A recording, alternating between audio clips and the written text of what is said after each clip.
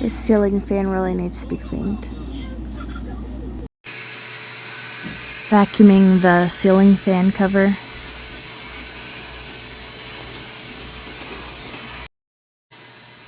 Often all the ceiling fan covers need is a vacuum with the brush attachment, but all the dirt wasn't coming off with this, so I decided to take down the whole cover and wash it by hand. I'm using a brush to scrub in the grooves of the ceiling fan cover. Now I'm drying off the ceiling fan cover. And then getting it back attached, which is sometimes the trickiest part.